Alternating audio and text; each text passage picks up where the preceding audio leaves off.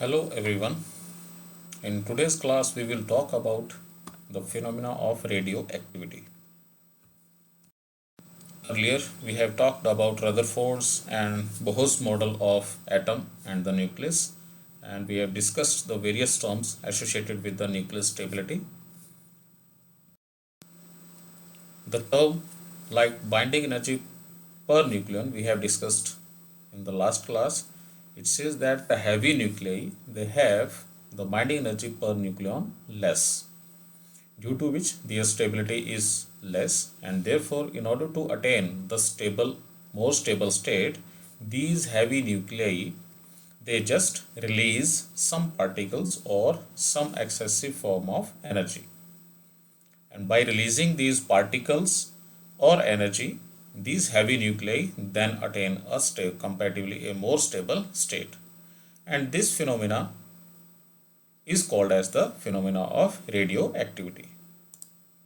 So radioactivity, it is a phenomena of emitting out some particles. These particles are alpha particles, beta particle and gamma radiations spontaneously at their own. As soon as they become unstable, they start emitting out these particles in order to achieve a higher stability state.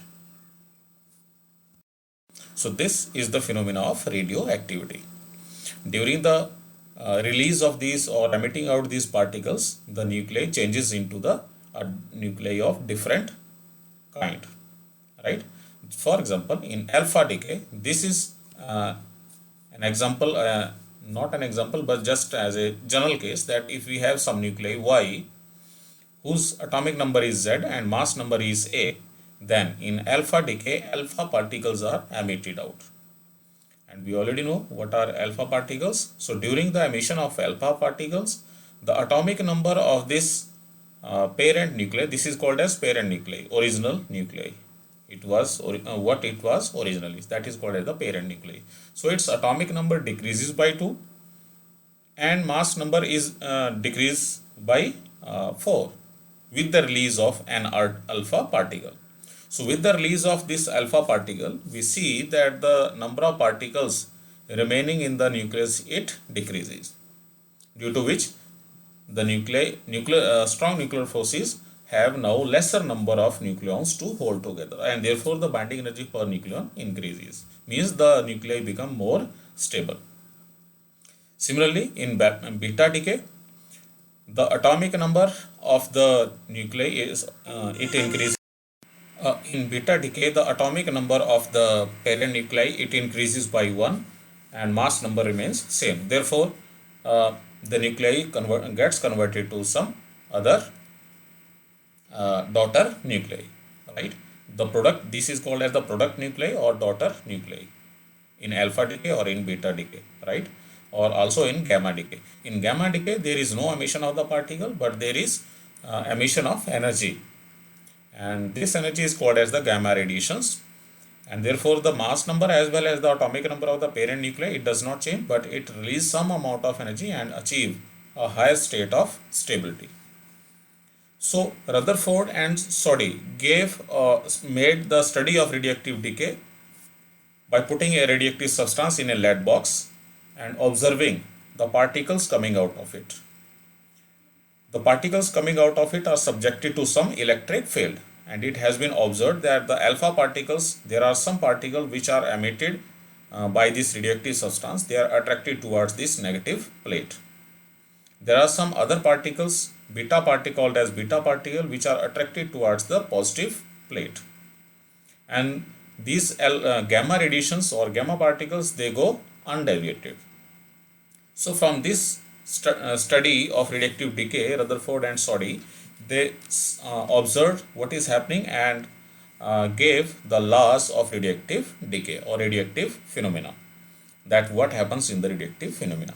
The very first observation and law of radioactive decay, it is that disintegration of radioactive material is purely a random process and it is merely a matter of chance. That means it cannot be predicted whether and when the disintegration will takes place. Which nuclei will suffer disintegration or decay first cannot be told. That means which disintegration will take place, alpha, beta or gamma, it cannot be predicted. So this is the first law of radioactive decay. So it is quite a random process. Number 2, when a radioactive substance disintegrates, either an alpha particle or beta particle is emitted out, and the nuclei gets converted to some product nucleus or daughter nucleus, which we call as daughter nucleus, as you can see here in the right hand side of these three equations, right, whose atomic number and mass number is different from the parent nucleus. So this happens in alpha and beta decay. This gamma decay happens either in alpha decay or in beta decay. Most probably it happens in the beta decay. Okay, so this is the second law. The third and another very important law about the reactive decay or reactivity is that the rate of decay. Rate of decay means the number of atoms disintegrating per second or per unit time. So that is called as rate of decay. Rate of decay measures the rate or speed of disintegrations happening in the radioactive substance. So the rate of decay, it is directly proportional to the quantity of material actually present at that instant of time where when we are calculating the rate of decay, right? So rate of decay at any instant of time, it is directly proportional to the quantity of material actually present. Here material means number of undecayed atoms present at that time, which are left at that time undecayed. So as decay goes on, the original material go on decreasing, and original material means original number, actual number of atoms, they go on decreasing, and the rate of decay consequently goes on decreasing. This we will study why the rate of decay goes on decreasing with consequent disintegrations. So these are the three very important laws. About this last third law, we can put it in mathematical form just like this. If n is the number of radioactive atoms present at any instant, then the rate of decay will be written as, according to this law, it is dn upon dt. This is the rate of decay, the number of disintegrations taking place per unit time at any instant of time. It will be directly proportional to the number of undecayed atoms present at that time, which is n here, for example, as we have taken. So when we remove the proportionality, we get this equation, the rate of disintegration dn upon dt, it becomes equal to minus lambda n. Here lambda, it is the a constant. It is also called as decay constant or disintegration constant or transformation constant, and we are getting a minus sign here. So what does it mean? The rate of disintegration decreases with the passage of time. This is what it means. So this is a very important equation when we talk about the decay rate or disintegration rate or rate of disintegrations.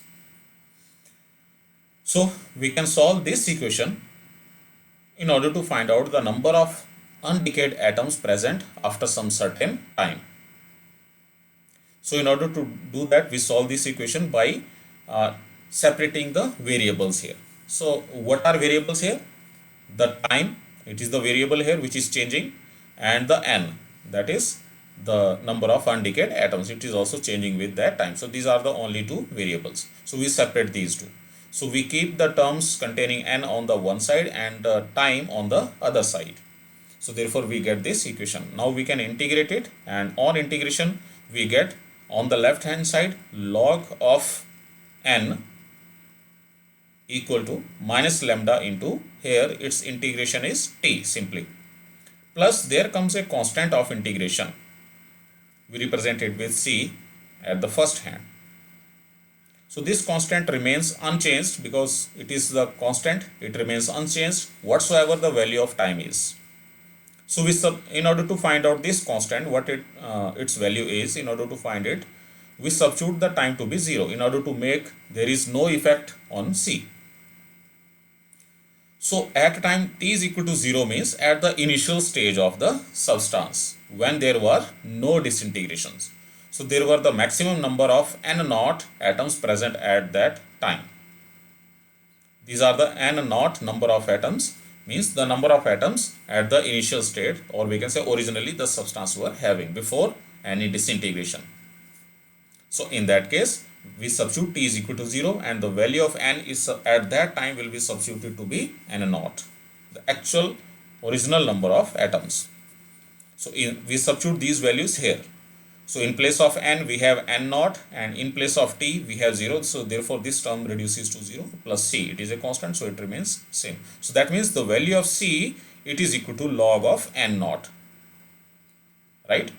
So we use this value of c here in this equation and make some arrangement and take it to the left side. So on the left side we get log n, which is already here, minus c when comes out to be here, which is log n naught.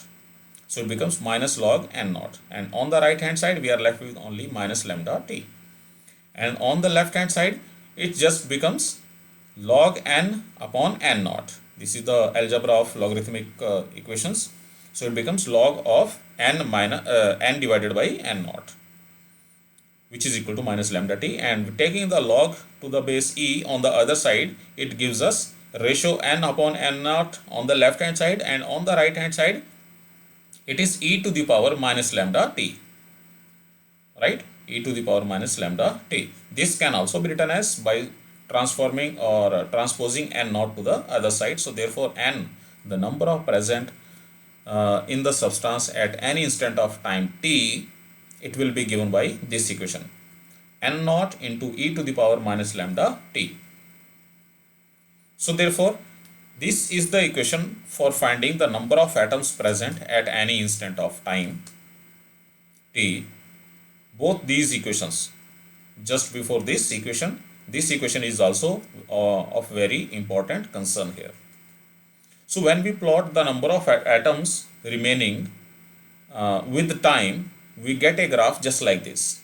So we see that as the time goes on, the number of atoms, undecayed atoms, it decreases, right? And it decreases not linearly but exponentially. That means it takes more and more time to happen the successive disintegrations. Okay, so the radioactive substance take more and more time in successive disintegrations. That means because after each and every disintegration, the nuclei is attaining some stability. It is becoming more stable. So therefore it has comparatively less number of chances to emit out another particle or suffer another disintegration. Therefore it takes more and more time for successive or for any future disintegrations. So that's why we get an exponential graph for this. So this is about the radioactivity and the various laws of radioactivity.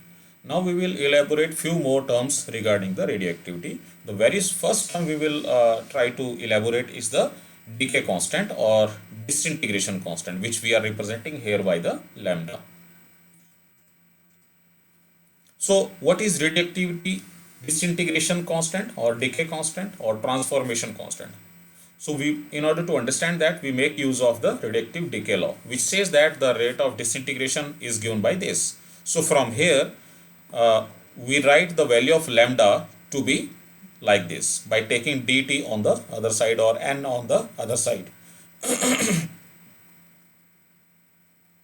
And on transposing, we can write the wavelength, this disintegration constant lambda to be dn upon dt divided by n. We are reusing this equation from here. We are finding lambda from here, the decay constant. So lambda becomes equal to dn upon dt, which is already on the other side, and when n goes to the other side, it also further divides. So therefore we get lambda to be this. This can also be written as dn upon n divided by dt. Both are same term. So what we understand from this equation, that radioactive decay constant or disintegration constant can be said to be the relative number of disintegrations or the relative number of atoms decaying per second from these equations. Or we can also define it by using this, the rate of decay at an instant of time per unit the number of atoms present at that instant of time. So this ratio, it is also called as the it can be defined in any of the two ways, right? we can define the reductive decay constant in a little more meaningful way, or easy to remember, or easy to use way. We already have derived this equation. The number of atoms present at any instant of time, the number of undecayed atoms. This is the number of undecayed atoms or left out atoms. Other one has disintegrated, right? So n is equal to n naught. It will be equal to the e to the power minus lambda t times the original number of atoms, right? So this is the equation which we just have derived. So if we substitute the value of t here to be 1 upon lambda, for example, right, then what we get? We get n is equal to n naught e to the power minus 1, because lambda cancels out with this lambda. So it will be e to the power minus 1, which can be written as n naught upon e. So that is, on the right hand side we have 1 upon e. We substitute the value of this e, the exponential function, which is 2.718, and on calculation we get this value 0.368. So from here we can define the decay constant. From here, decay constant and time are related as inversely to each other. So that means time is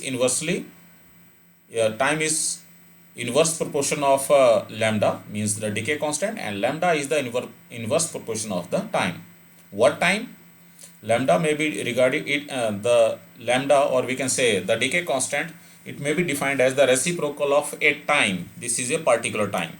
What time is it? It is the time when n upon n naught, the ratio of atoms left at any instant of time per unit the original number of atoms, falls to 1 upon e. Let us make it more easy to remember. You can call it lambda, or we can say decay constant, as the reciprocal of the time when the number of undecayed atoms n present in any substance, it reduces to 36.8% of the original number of atoms. This you can remember in this more easy form, because n naught can be taken to the other side. So therefore the number of undecayed atoms becomes 0.368 times the n naught, the original number of atoms. Or you can other way call it to be the 36.8% of the original number of atoms. So therefore from this the decay constant will be a time, reciprocal will be equal, defined as the reciprocal of the time in which, or during which, the number of undecayed atoms left out, they will be reduced to 36.8% of the original number of atoms. So this is how we understand the decay constant. That's all. Thank you.